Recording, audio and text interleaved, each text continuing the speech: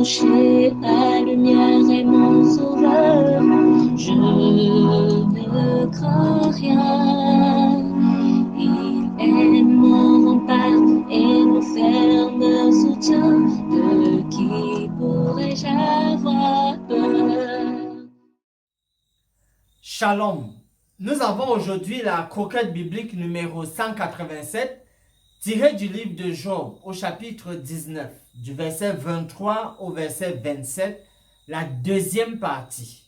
La deuxième partie, nous revenons sur l'ensemble du péricope. Et là, il est dit: Oh, je voudrais que mes paroles fussent écrites, qu'elles fussent écrites dans un livre. Je voudrais qu'avec un burin de fer et avec du plomb, elles fussent pour toujours gravées dans le roc. Mais je sais que mon Rédempteur est vivant et qu'il se lèvera le dernier sur la terre. Quand ma peau sera détruite, il se lèvera. Quand je n'aurai plus de chair, je verrai Dieu, je le verrai et il me sera favorable. Mes yeux le verront et non ceux d'un autre. Mon âme languit d'attente au-dedans de moi. Nous revenons sur ce passage pour insister et dire qu'à travers ces paroles, Job démontrait cette espérance de pouvoir vivre après l'événement de la résurrection. Dieu lui a enseigné cela, la possibilité de vivre après l'événement de la résurrection, parce qu'il s'est attaché à son Sauveur, à son Rédempteur, et Jésus-Christ, tel que ça a été expliqué. L'idée donc est celle-ci.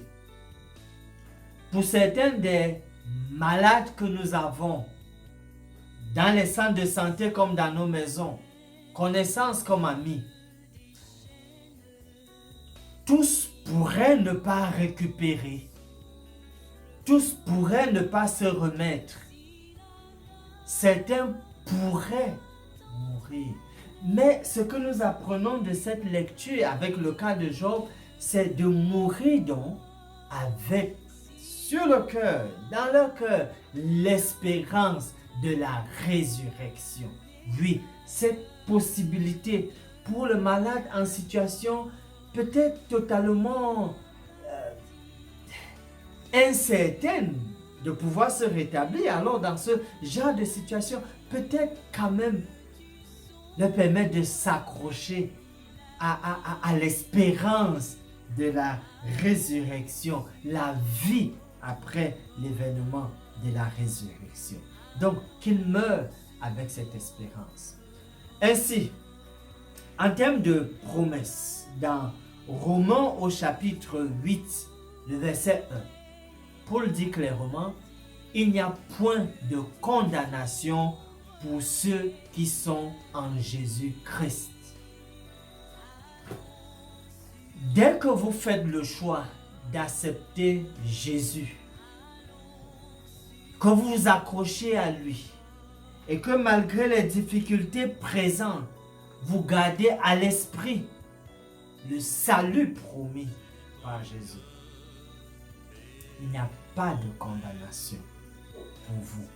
La vie de péché passée, tout est oublié. Maintenant, il y a cette nouveauté de vie-là, ce renouvellement.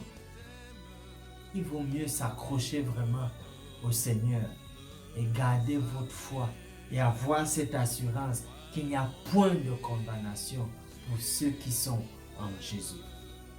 Finissons par ce mot de prière. Cher Père, nous sommes si heureux de savoir que tu as envoyé ton Fils Jésus pour nous. Merci pour sa venue dans notre monde. Merci pour son œuvre et son ministère en notre faveur. S'il te plaît, aide-nous à accepter son ministère dans notre vie personnelle. Que nous puissions l'accepter comme notre Sauveur personnel et Seigneur. Nous prions en son saint nom. Amen. Mon âme espère en l'Éternel. Mon âme espère en l'Éternel. Qu'un chant s'élève au Dieu du ciel. Qu'un chant s'élève ciel. Mon âme espère en l'Éternel. Mon âme espère en l'Éternel.